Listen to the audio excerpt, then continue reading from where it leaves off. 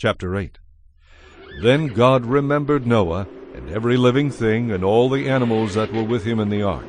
And God made a wind to pass over the earth, and the waters subsided. The fountains of the deep and the windows of heaven were also stopped, and the rain from heaven was restrained. And the waters receded continually from the earth. At the end of the 150 days the water decreased. Then the ark rested in the 7th month, the 17th day of the month, on the mountains of Ararat. And the waters decreased continually until the 10th month. In the 10th month, on the 1st day of the month, the tops of the mountains were seen. So it came to pass at the end of 40 days that Noah opened the window of the ark which he had made. Then he sent out a raven, which kept going to and fro until the waters had dried up from the earth. He also sent out from himself a dove, to see if the waters had receded from the face of the ground. But the dove found no resting place for the sole of her foot, and she returned into the ark to him, for the waters were on the face of the whole earth.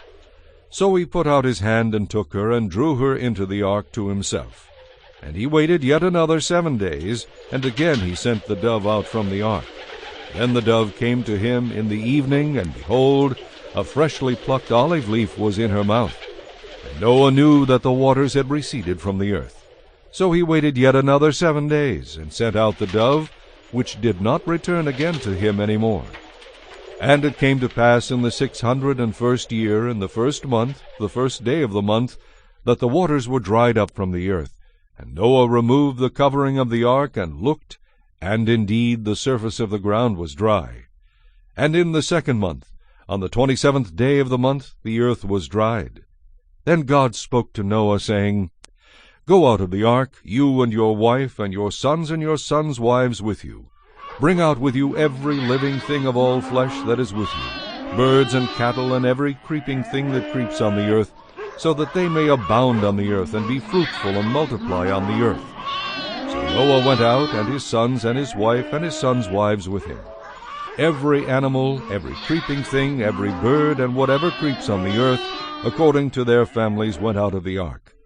Then Noah built an altar to the Lord, and took of every clean animal and of every clean bird, and offered burnt offerings on the altar. The Lord smelled a soothing aroma. Then the Lord said in his heart, I will never again curse the ground for man's sake, although the imagination of man's heart is evil from his youth, nor will I again destroy every living thing as I have done.